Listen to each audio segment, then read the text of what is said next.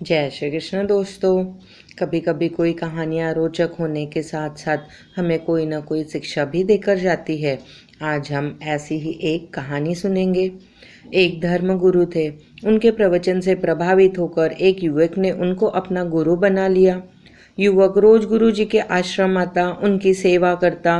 गुरु जी जहाँ भी कहीं प्रवचन करने जाते, युवक को भी साथ ले जाते।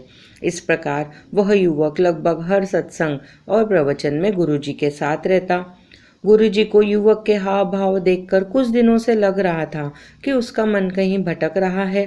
एक दिन गुरु जी ने युवक को अपने पास बुलाकर पूछा, क्या बात है, पिछले कुछ दिनों से तुम परेशान लग रहे हो?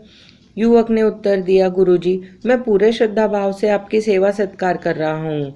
आपकी प्रवचन में बताई गई बातें भी पूरे ध्यान से सुनता हूँ, लेकिन मैं आपका शिष्य इसलिए बना था क्योंकि मैं यह जानना चाहता था कि क्या ईश्वर को प्राप्त करना संभव है। परंतु इतने दिनों तक आपकी संगत में रहने पर भी मुझे इस प्रश्न का उत्तर प्राप्त नहीं हुआ, अतः मेरा मन थोड़ा अशांत है। शिष्य की बात सुनकर गुरुजी मुस्कुराने लगे। उन्होंने कहा कि पुत्र, इतनी भी क्या जल्दी है, कुछ दिन और ईश्वर के चरणों में बिताओ, फिर मैं तुम्हें ईश्वर प्राप्ति का मार्ग बताऊंगा। कुछ दिन और बीते तो फिर से शिष्य को गुरुजी ने अपने समक्ष पाया। गुरुजी ने पूछा, तुम सचमुच ईश्वर का साक्षात करना चाहते हो? युवक ने उत्साहित होकर कहा, जी गुरुजी।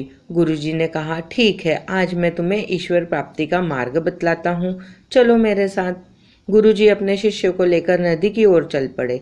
नदी के किनारे पहुंचने पर गुरुजी ने अपने शिष्य को गर्दन से पकड़कर उसका मुंह नदी में डुबा दिया। गुरुजी के यूं अचानक डूबने से शिष्य संभल नहीं पाया और पानी से बाहर आने को छटपटाने लगा। कुछ देर युवक को यूं ही डुबाए रखने के बाद गुरुजी ने युवक को छोड़ दिया। युवक ने लंबी सांस ली, फिर गुरुजी की ओर देखकर कहा, आप यह क्या कर रहे थे? गुरुजी ने मुस्कुराकर पूछा, जब तुम पानी में थे तो क्या सोच रहे थे? तुम्हारे मन को उस समय किसकी आस थी? युवक ने कहा, उस समय तो बस एक कतरा सांस लेने के लिए ही मरा जा रहा था। लग रहा था बस एक पल के लिए मैं हवा में सांस ले पाऊं। तो गुरुजी ने कहा, जब आत्मा को इतनी ही तड़प होती है ईश्वर से मिलने की जितनी तुम्हें डूबते समय हवा की थी, तब आत्मा को परमात्मा के दिव्य दर्शन होते हैं। ईश्वर से मिलने के लिए पहले अपनी आत्मा में वो भूख, वो तड़प पैदा करो, तभी ईश्वर को प्राप्त किया जा सकता है। तो दोस्तों, ये थी आज की हमारी कहानी। जय श्री कृष्ण दोस्तों।